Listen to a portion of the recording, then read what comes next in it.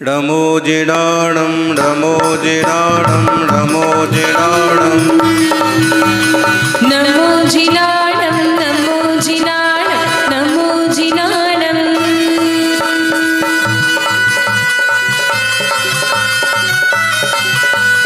ॐ नमो अरिहन्ताणं ॐ नमो सीताणं ॐ नमो आयर्याणं ॐ नमो वजायाणं नमो लोये सब साहूणं नमो जिनाणं नमो जिनाणं नमो जिनाणं नमो जिनाणं नमो जिनाणं नमो जिनाणं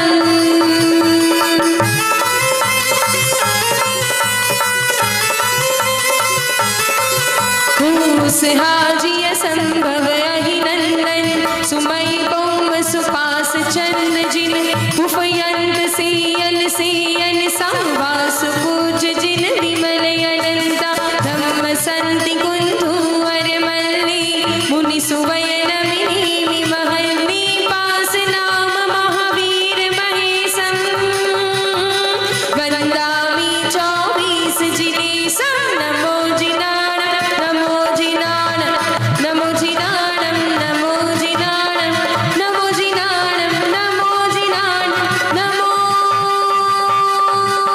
जिनाणं। प्रथम तीर्थेश्वरादि विधाता देवाधिदेव ये सब देव भगवान की 22वें तीर्थंकर नेमिनाथ भगवान की वर्तमान जिन शासन नायक वर्धमान महावीर भगवान की सही करो इसको आचार्य श्री आदि सागर महावीर कीर्ति विमल सागर जी महाराज की तपस्वी सम्राट गुरुवराचा श्री सन्मति सागर जी महाराज की अपने दोनों हाथ उठाकर बोली परम पूज्य धर्मपट्टाधीश श्री चक्रवर्ती राष्ट्र संत राष्ट्र गौरव भक्तों की भगवान वर्तमान के वर्तमान विश्व हितंकर प्राकृत मार्तंडाचार्य भगवान श्री सुनील सागर जी महामुनि राज की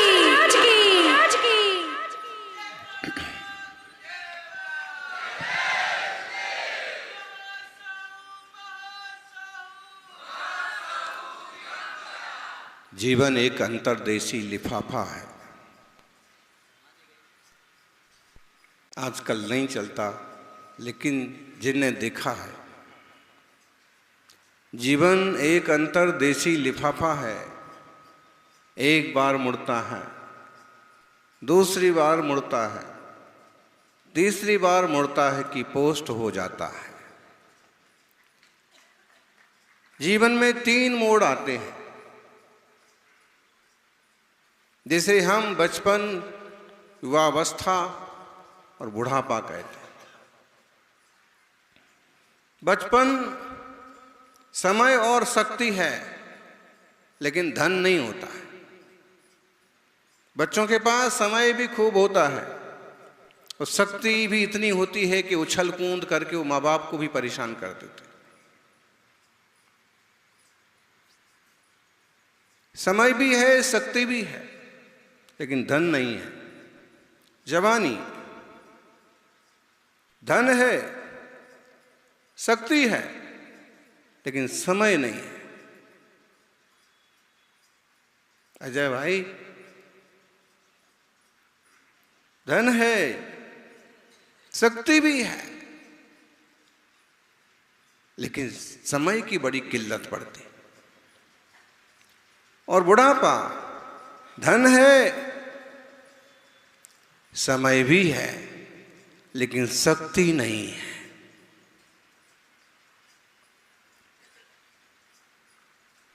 हर जगह कुछ ना कुछ कमी है। बच्चे के पास धन नहीं है, समय और शक्ति, क्या करेगा? युवा के पास समय नहीं है, धन और शक्ति के चक्कर लगाता रहता है। बूढ़ों के पास समय भी है, मान लीजिए धन भी है, तो शक्ति नहीं है। डॉक्टर ने मना किया, शुगर प्रॉब्लम है, रसगुल्ला नहीं खा सकते।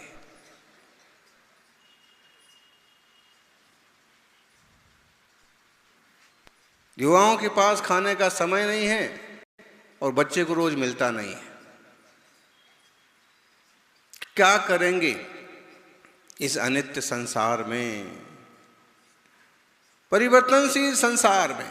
और इन 3 दशाओं के बाद व्यक्ति को रवाना होना पड़ता है। यानी समय और समझ दोनों चीजें एक साथ किसी को भी सुलभ नहीं है। अक्सर कर जब समय होता है तब समझ नहीं होती, और जब तक समझ आती है तब तक समय निकल गया होता है।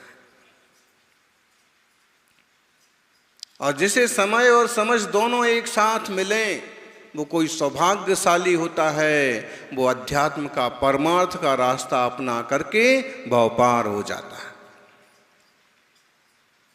इस अध्रुव संसार की संरचना में निरंतर समय और शक्ति बर्बाद हो रही है, जबकि अपने ध्रुव स्वभाव की खबर नहीं है।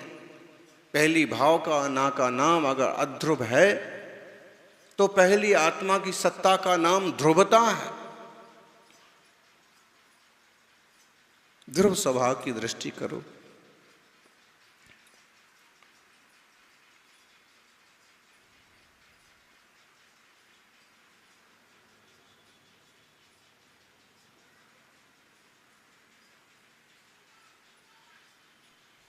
पर्याय दृष्टि मत करो। पज्जय मूढ़ा ही परय समया। जो केवल पर्याय दृष्टि में जीते हैं, अपने को स्त्री मान लिया, अपने को पुरुष मान लिया, अपने को बूढ़ा मान लिया, अपने को सिर्फ युवा मान लिया, ये तो सब बदलने वाला है। स्त्रियां भी पर्याय बदल करके पुरुष हो सकती हैं और पुरुष भी पर्याय बदल के स्त्री पर्याय में जा सकते हैं।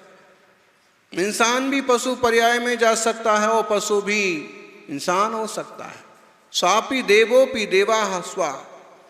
देव भी कुत्ता हो सकता है और कुत्ता भी देवता हो सकता है। बदलते हुए संसार में कोई किसी को हाथ नहीं लगा पाता है। ज्ञानी खुद की जिम्मेदारी खुद स्वीकार करो, समझो।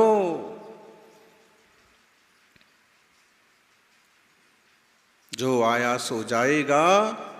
जो भी पर्याय, हम सीधा अर्थ ये करते कि मरने के बाद छोड़िए, इसी समय जो पल पल परिवर्तन हो रहा है उस पर भी तो गौर करो।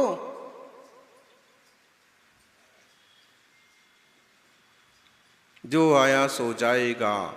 राजा रंक फकीर अंकली करानो जे आले आहे ते जाणार। आज जाणार की उद्या जाणार, पण जाणारच। चातुर्मास पर्यंत थांबणार का? थांबून घ्या, काय आहे तिकडे।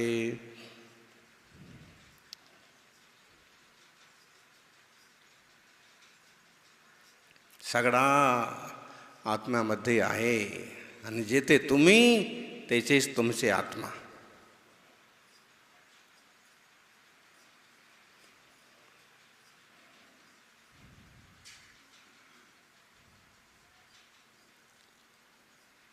जो आए सो जाएंगे। राजा रंक फकीर। कोई पालकी चढ़ गए, कोई बंधे जंजीर। दुनिया में जिनने भी जन्म लिया है, चाहे राजा हो, चाहे रंक हो, चाहे फकीर हो, सब रवाना तो सबको होना है। कोई पालकी पर चढ़ करके जाता है और कोई जंजीरों से बंधा हुआ जाता है, रस्सियों से बांध करके लेके जाते। मुनि महाराज को जब संलेखना समाधि के बाद लेके जाते हैं तो पालकी में बैठा करके लेके जाते हैं, और जब गृहस्थियों को लेके जाते हैं तो अर्थी पर बांध करके लेके जाते हैं, जोर जोर से बांध के लेके जाते हैं। क्यों? इसको घर गृहस्थी का इतना लालच पड़ा है कि 70-80 साल हो गए, इसने घर 15 दिन को भी नहीं छोड़ा। शिखर जी भी गया तो रिटर्न की टिकट लेके गया, महाराज जी के पास भी गया तो भी पहले रिटर्न टिकट। इसको जोर से बांधो, कहीं इस पे से भी रिटर्न ना हो जाए। क्या करेगी, जीव का लालच पड़ा हुआ है। थोड़ा तो भेद विज्ञान की दृष्टि जगाओ ज्ञानी। अर्थी पर भी बांध के, अर्थी को अर्थी क्यों कहते हैं मालूम है आपको?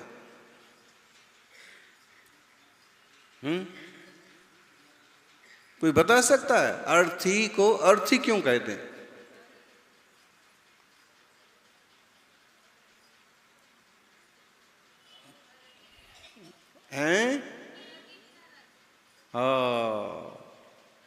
अम्मा को ज्ञान प्राप्त हो रहा है। तो अरथी, अरथी, रथ का मतलब रथ, रथ सब लोग जानते हैं। और अरथी, रथ जो है, रथ जो चलाए वो रथी है। महाभारत में भी आता ना, अमुक योद्धा रथी है, अमुक योद्धा महारथी है, ठीक है। तो रथ जो चलाता है वो रथी कहलाता है। अब रथ चलाने वाला ना हो तो क्या कहेंगे? अरथी। मतलब है अब ये रथ तो है मिट्टी का, लेकिन इसको चलाने वाला आत्मा निकल गया, अरथी है। बोले महाराज इतने बार अर्थियां उठाई लेकिन आज तक अर्थ समझ में नहीं आया।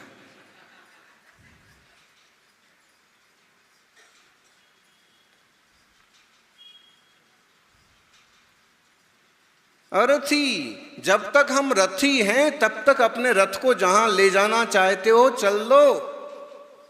कैलाश की यात्रा पर चल दो, शिखर जी की यात्रा पर चल दो, बुंदेलखंड की यात्रा पर चल दो। जब तक रथी है तब तक।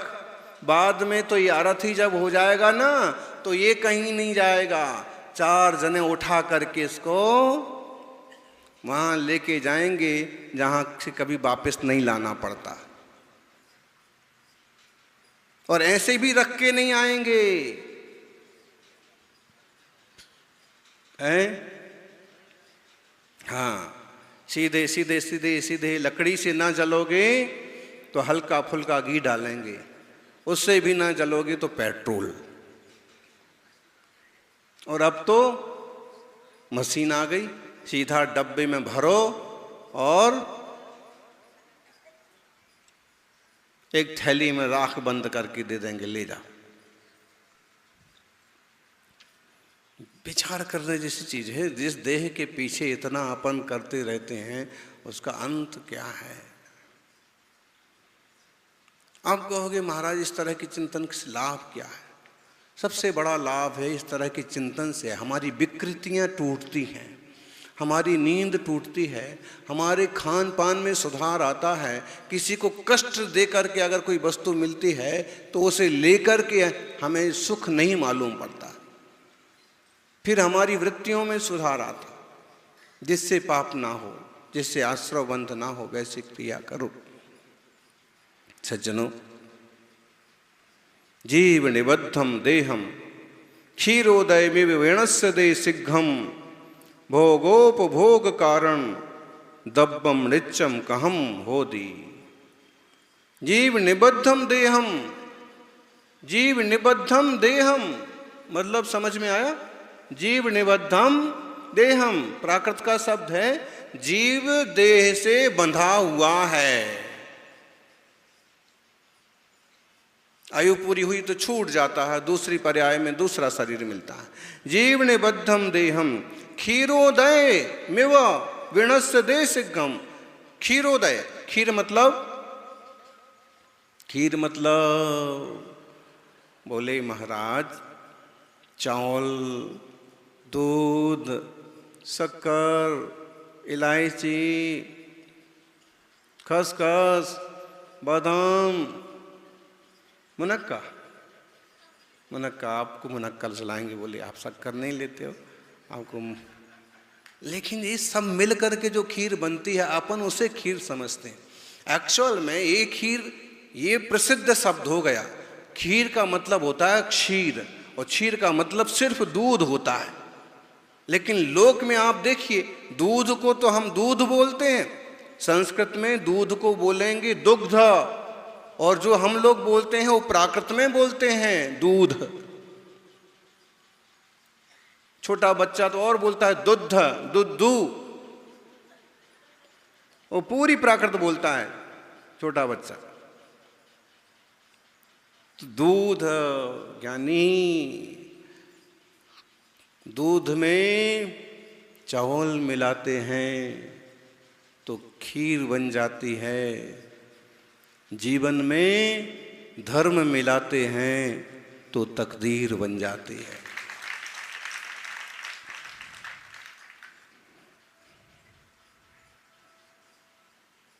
दूध में चावल मिलाने के बाद खीर कहते हैं, लेकिन एक्चुअल में खीर का मतलब दूध होता है सीधा। और तीर्थंकर भगवंतों ने भी क्षीरान्न स्वीकार किया। जब अजितनाथ भगवान का पारणा हुआ तो उनकी अंजुलि में पहला ग्रास क्या गया? क्षीरान्न, खीर, चावल मिला हुआ दूध। ऋषभदेव भगवान का पहला पारणा क्या हुआ? उनका क्षीर नहीं हुआ, इक्षु रस। सबसे पहले देश की मूल खेती क्या है, मूल फसल क्या है? इक्षु, गन्ना।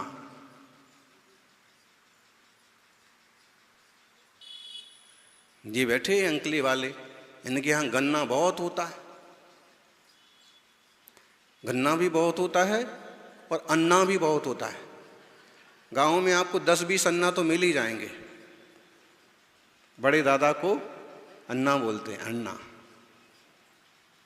कई बार नाम भी रख देते हैं, अन्ना गौड़ा पाटिल।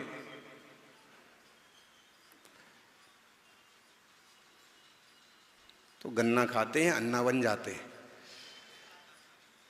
जैसे तीर्थंकर प्रभु ऋषभ ने इक्षु का रस लिया, इक्षु की रस में मिठास है, आंखों से दिखती है? नहीं दिखती है।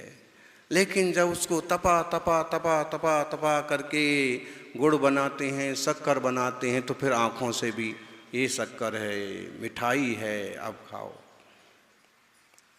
दूध में पानी मिला हुआ है, दूध में घी है। जब तपाते हैं तो दूध का पानी उड़ जाता है, और जब एक विधि से दूध में से घी, दूध में घी है कि नहीं? दूध में घी तो है। तो अब जिसका घी का त्याग है उसको आप दूध दोगे कि नहीं दोगे? ये महाराज का दूध आज घी का त्याग है, तो दूध दोगे कि नहीं? तो फिर नियम नहीं टूट जाएगा? दूध में घी तो है।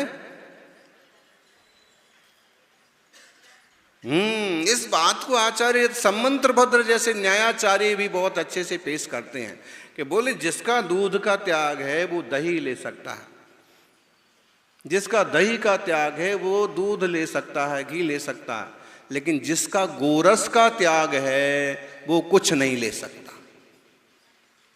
ये सब गोरस में आ गए।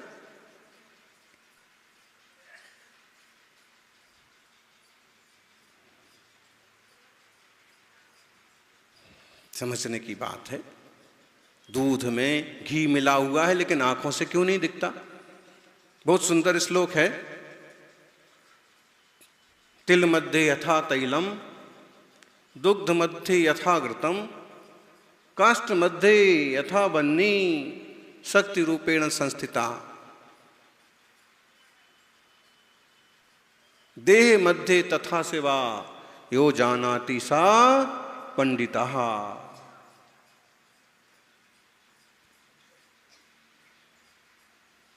तिल में तेल आंखों से नहीं दिखता है, लेकिन है। दूध में घी आंखों से नहीं दिखता है, लेकिन है। पाषाणेषु यथा हेम, पाषाण में हेम, स्वर्ण पाषाण जो होता है उसमें सोना छुपा रहता है, छोटा छोटा अंश बिखरा रहता है, लेकिन आंखों से पकड़ में नहीं आता। पाषाणेषु यथा हेमम दुग्ध मध्ये यथा घृतम तिल मध्ये यथा तैलम देह मध्ये तथा शिवा काष्ठ मध्ये यथा बन्नी शक्ति रूपेण तिष्ठति देह अयमात्मा शरीरेषु देहे तिष्ठति निर्मलः। निर्मल आत्मा देह में विराजमान है। लेकिन जैसे लकड़ी में आग होती है, बांस में आग होती है, रगड़ते हैं तो निकल पड़ती है, लेकिन आंखों से नहीं दिखती है। दूध में घी है। अब आपको समझ लो घी की जरूरत है और कोई लोटा भर दूध दे दे आपको, लो ये इसमें है घी है तो, लेकिन उसको चिपड़ा नहीं जा सकता, उसकी सुगंध नहीं ली जा सकती। फिर दूध में घी है, दूध में से घी को भिन्न करने की पद्धति है। दूध में से घी भिन्न कैसे होता है? बोलो बोलो अम्माओ, आजकल तो भूल गए, थोड़े लोगों को पता होगा। दूध में जामुन डालो, क्या बनेगा? दही को व्यवस्थित तैयार होने दो, फिर उसके बाद मथानी से उसको मथो, और ठंडा पानी डाल के मत मथो, बीच बीच में थोड़ा थोड़ा गर्म पानी डाल के फिर जो जो ऊपर आता जाए उसको निकालते जाओ। उसको एक पात्र में गोल गोल करके उसको ऊपर निकाल लो। उसको क्या बोलते हैं? मक्खन। एक जमाना था जब बड़ों का नाम नहीं लिया जाता था। शहर की एक लड़की की शादी गांव में हो गई।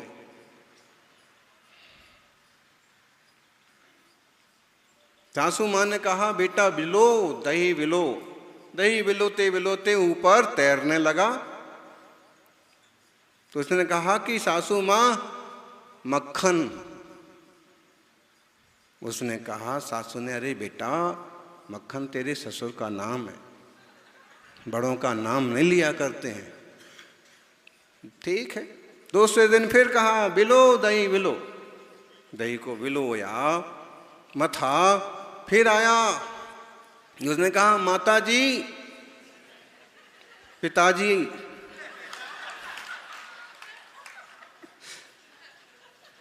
अब नाम तो लेना नहीं है, मक्खन तो बोलना नहीं है। तो ससुर जी तैर रहे हैं, आ गए।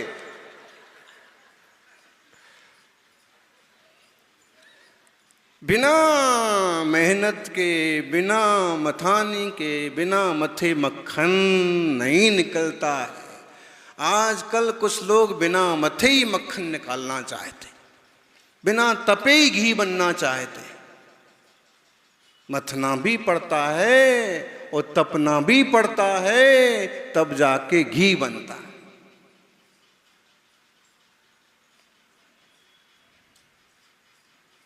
सौभाग्यशालियों उसको निकाल के कटोरी में रखते हैं, पात्र में रखते हैं, फिर उसको तपाते हैं।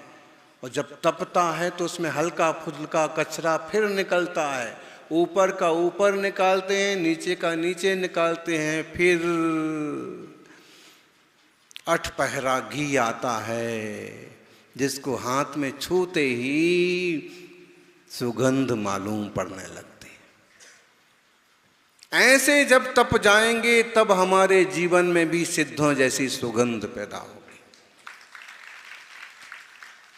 दूध में घी है, हाथ डालने से नहीं मिल जाएगा।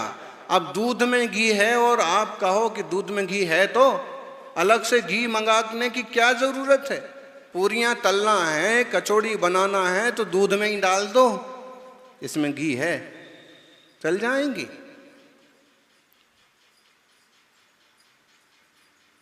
विधि होती है, सब चीज की, सब पर्यायों की अपनी योग्यता होती है। इस भाव को समझिए। जीव देह से बंधा है, चूंकि देह भगवान आत्मा को बंधी बनाए हुए है, फिर भी दोनों भिन्न भिन्न हैं। भिन्न करने का एक तरीका होता है। और भोगोपभोग कारण दब्बम नित्यम कहम होदी। भोग के जो कारणभूत द्रव्य हैं वे नित्य कैसे हो सकते हैं? क्यों आकुलता करते हो? आप देखना, कभी कभी ज़्यादा लोग हों, भोजनशाला में पहुँचे तो कुछ लोग ऐसे मिलेंगे, जल्दी जल्दी जल्दी जल्दी ज़्यादा से ज़्यादा थाली में रख लो। ज़्यादा लोग हैं, बाद में अपने को मिला ना मिला, और फिर उसमें से इतना भी नहीं खाएंगे वो ज़्यादा। वो दो ही गलती की इनने। एक तो भोग सामग्री का लालच, दूसरा दूसरे का हक मारना। इतना लालच क्यों करते हैं भोग सामग्री का? जितना अपने यहाँ एक परिग्रह परिमाण अणुव्रत है, बोले जितना आपको लगता है उतनी वस्तु रखो, बाकी का त्याग करो, दूसरे का हिस्सा मत मारो। तो भोग की सामग्री कोई शाश्वत नहीं है, हमेशा अच्छी लगे ऐसा भी नहीं है। जाकर के जल्दी जल्दी जल्दी जल्दी 20 रसगुल्ले अपनी थाली में रख लिए, तो खवाएंगे? कोई भी चीज मान लो, चपाती मान लो, तो भोग सामग्री की, भोजन की, वस्तुओं की भी बहुत ज़्यादा, कपड़ों की भी, किसी भी चीज़ की बहुत ज़्यादा आसक्ति मत पालो। किसी के उपयोग में आ सकता है तो दे दे वाके।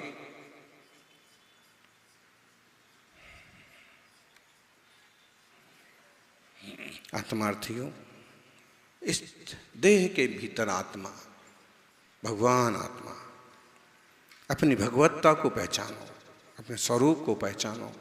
जैसे दूध से घी को धीरे धीरे विधि से भिन्न किया जाता है, ऐसे ही धर्म ध्यान से, तत्व ज्ञान से अपने आत्मा को देह से भिन्न अनुभव किया जाता है। इस जीवन में दोनों भिन्न भिन्न तो ना होंगे, पता तो पड़ ही जाएगा, उसकी सुरक्षा तो चालू हो ही जाएगी। परमठेण दुवादा देवासुर मनोरा विहवेहिम बधिरित्तोसो अप्पा सत्सदमिति चिंतये नित्यम। आचार्य कुंद कुंद भगवान वार्षणों व्याख्या की 7वें सूत्र में कहते हैं, निश्चय से आत्मा देव, असुर, मनुष्य और राजाओं के वैभव से भिन्न है। आत्मा शाश्वत है, ऐसा चिंतन करो। गाड़ी कितनी भी अच्छी हो, अभी कुछ श्रावक ऐसे होंगे जो बहुत महंगी गाड़ी से आए हैं, कुछ श्राविका ऐसी होंगी बिल्कुल नई नई एक्टिवा, रानी लक्ष्मीबाई का घोड़ा था और इनकी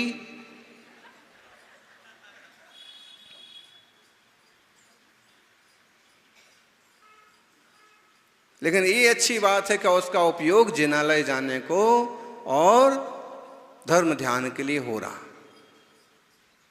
लेकिन एक बात बताओ, खूब अच्छी है, खूब आपको भरोसेमंद भी लगती है, सुंदर भी है, तो क्या उसको आप प्रवचन सभा में लेके आ जाओगे?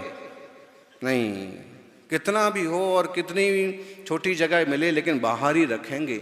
ऐसे ही हमारी आत्मा, कितने ही सामग्री के बीच में रहे हम, लेकिन ये समझ लें कि सामग्री भिन्न है और चेतना, इन वस्तुओं के पीछे रिश्तों को खराब मत करो, वस्तुओं के पीछे भावों को मत बिगाड़ो, जड़ पदार्थों के पीछे चेतन लोगों का अपमान मत करो। ये समझ पैदा। परमार्थ से मालूम है आपको, देवताओं को सबसे ज़्यादा दुख कब होता है? सबको यही पता है कि देवताओं को बहुत सुख होता है, बहुत सुख होता है, लेकिन ये भी पता है कि दुख भी होता है जिंदगी में। और दुख इस चीज़ का होता है कि ज़्यादा रिद्धि वाला कोई दिखा, ये भूत वापसी वगैरह होते ना, ये किसी को भूत लग जाए और जब उसको वो भूत भगाने वाला होता है ना, उसके पास कोई दूसरा बड़ा भूत है, तो ये चीखता चिल्लाता हुआ भागता है, ये नाटक पंची आपने देखी होगी, कुछ सच्चाई होती है और कुछ ऐसा ही होता है। लेकिन छोटे देवताओं को बड़े देवताओं का भय हमेशा रहता है। ये मानसिक वेदना उनको रहती कि इनका वैभव इतना बड़ा क्यों है। ये जिंदगी भर का दुख है, लेकिन मरते वक्त का दुख सबसे खतरनाक है कि अब ये सब वैभव छूटेगा। स्वर्ग से च्युत होते हुए देवताओं को इंद्र भी नहीं बचा सकता। माताओं, इसी जीवन में आपने कभी ऐसा प्रसंग देखा होगा, सुना होगा कि माँ अपने बच्चे की खूब संभाल कर रही है, उसको बीमारी से बचाने की कोशिश कर रही है, औषधि बराबर दे रही है, लेकिन फिर भी उसकी सुरक्षा नहीं हो पाई। मतलब आयुष्य पर किसी का भरोसा नहीं, किसी का हाथ नहीं चलता। शाश्वत सिद्धांत हैं जिनवाणी के, सारी दुनिया पर लागू होते हैं, ऐसा नहीं।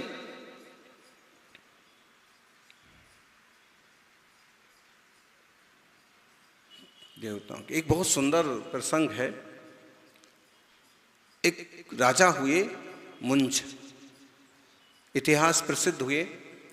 शोभचंद्र भर्तृहरि के पिता का नाम था सिंहल। सिंहल बहुत बड़े सम्राट थे और उनके यहाँ संतान नहीं थी। तो एक बार वन विहार को गए तो जंगल में मूंज के खेत में एक बच्चा पड़ा हुआ मिला। मूंज एक तरह की घास होती है।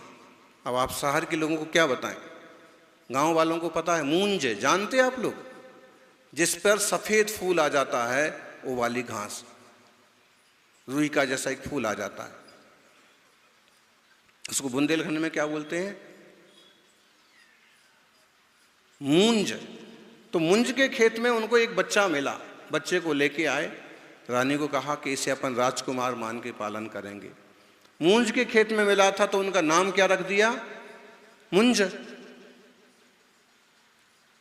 बड़ा हो गया, राजा ने उसे, इसी बीच राजा के यहां शुभचंद्र भर्तृहरि का जन्म हुआ।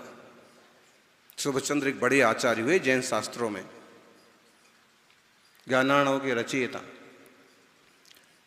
मुंज राजा बन गए, अपनी मर्जी से चलने लगे, किसी की नहीं सुनते।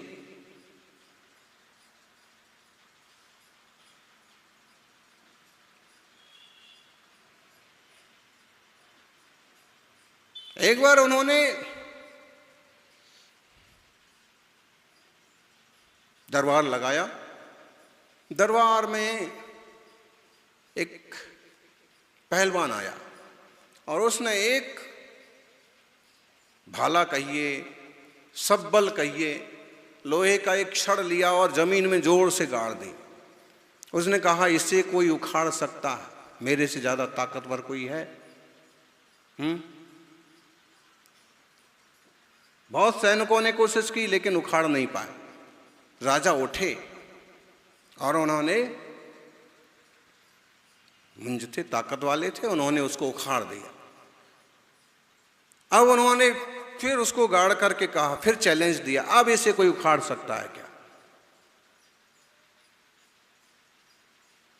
तो जो पहलवान आया था उसने खूब कोशिश की लेकिन उससे, उसका गाड़ा हुआ तो राजा ने उखाड़ दिया, कि राजा का गाड़ा हुआ उससे बिल्कुल उखाड़ते नहीं बना। इतने में छोटे बच्चे शुभचंद्र भर्तृहरि वहां आ गए खेलते हुए। राजा ने कहा आओ आओ, कैसे आए? उन्होंने कहा कि महाराज यहाँ क्या चल रहा है? उन्होंने कहा देखो ऐसी ऐसी बात है और इसे कौन उखाड़ सकता है? सभा में तो सब हार गए। उन्होंने कहा महाराज आप हमें आज्ञा दो। राजा ने कहा कि छोटे बच्चों का काम नहीं है, जाओ जाओ बाहर जाके खेलो। उन्होंने कहा ना, ये तो बहुत आसान सी चीज है, इसे तो हम यूं उखाड़ देंगे। राजा ने कहा तुम छोटे बच्चे इसे कैसे उखाड़ दोगे? अरे आप विश्वास करो, इसे हाथ से तो छोड़ो, हम अपनी चोटी से बांध के उखाड़ सकते। राजा को कौतूहल हुआ, उन्होंने कहा अच्छा दिखाओ, तुम्हारा खेल भी दिखाओ। सच में उतने पावरफुल थे वो बच्चे कि अपनी चोटी से और उसको बांधा और इतना जोर लगा के एक झटके में उसको उखाड़ दिया, उस खंभे को, उस सड़ को। इसको देख करके राजा मुंज घबरा गया। ये छोटे छोटे बच्चे इतने पावरफुल हैं, कल थोड़े से बड़े होंगे मेरे सिंहासन को भी उखाड़ के फेंक देंगे, मुझे उठा के फेंक देंगे, क्योंकि असल में राज तो इनका ही है। और उसने चक्र चालू किया, इनको मार दिया जाए। लोग ऐसे ही करते हैं इस संसार में भी, इसको मार दो, उसको मार दो, नेतागिरी के चक्कर में, उम्मीदवारी के चक्कर में, कोई जीत गया तो, कोई हार गया तो, कोई विरोध में खड़ा है तो इसको ही मार दो, उसको मार दो। ऐसे वहां भी यही हुआ। जल्लाद को उन्होंने तैयार किया, इनको खत्म कर देना, लेकिन वो अपने पिता के पास गए। उनने कहा कि पिताश्री, हमारे सामने कोई नहीं टिक सकता, जल्लाद क्या है, हम उसको भी उल्टा लटका देंगे, लेकिन हमें आप आज्ञा दो कि जो हमारे प्रति इतना खराब सोचते हैं उनके लिए हम क्या करें। राजा ने कहा कि जाओ तुम उनको ईंट का जवाब पत्थर से दो। पिता ने कहा, उन्होंने कहा कि नहीं, इससे कोई मतलब नहीं, एक तरह से वो भी हमारे पूज्यनीय हैं, लेकिन जब उनकी नीयत ऐसी है तो हम इस राज्य में नहीं रहेंगे, अब हम वैराग्य लेंगे, वैराग्य स्वीकार करेंगे।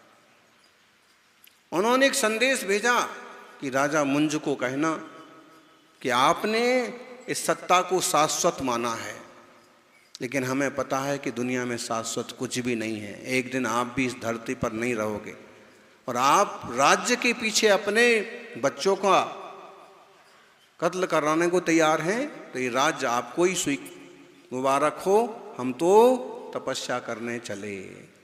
और इस तरह से शुभचंद्र और भर्तृहरि का वैराग्य का प्रसंग बनता है।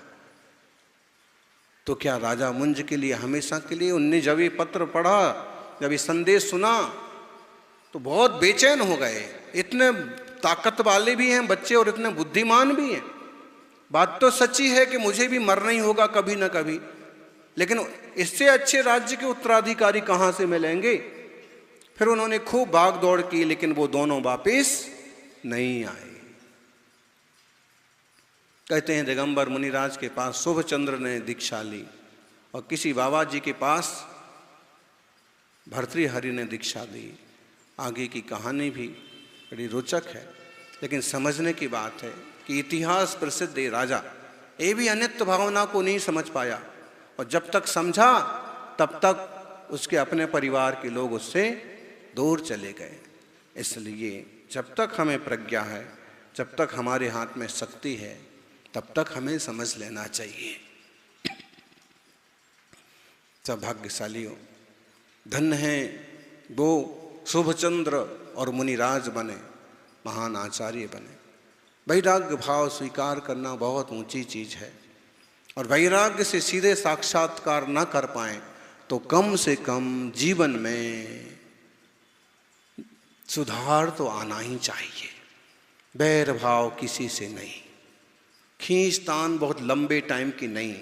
सुबह झगड़ा हो गया तो शाम तक मिच्छामी दुक्कड़म, पता नहीं रात निकलेगी सुबह होगी, गारंटी तो नहीं है, होगी। हम ऐसे कहेंगे और ऐसे बहुत लोग कहते भी हैं कि कल फिर सूरज उगेगा, कल फिर फूल खिलेंगे, कल फिर चिड़ियाँ चहकेंगी, कल फिर सुप्रभात होगा, लेकिन कल आप होंगे इसकी 100% गारंटी किसके पास है? इसलिए आज की विकल्पों को आज ही खत्म करके निर्विकल्प शांत आनंदमय जीवन जिए। आचार्य आदि सागर अंकलिकर महाराज गृहस्थी में जमींदार थे, बड़े शक्ति संपन्न थे, लेकिन उन्होंने देखा 15 वर्ष की वय में पिता गुजर गए, 27 वर्ष की वय में माता जी गुजर गईं, छोटे छोटे बच्चे छोड़कर के बीमारी से पत्नी भी चल बसी। और इन घटनाओं से इतने उद्वेलित हुए कि उन्होंने फिर सारा झंझट छोड़ करके बच्चों को बहन के पास छोड़ करके और संयम दीक्षा का मार्ग स्वीकार किया और महान तपस्या की। 7 उपवास के बाद एक आहार करना और गिरी गुफाओं में जंगलों में तप करना, और उनकी उस तपस्या का साधना का प्रभाव है कि आज भी आपको दिगंबर मुनियों के दर्शन हो रहे हैं।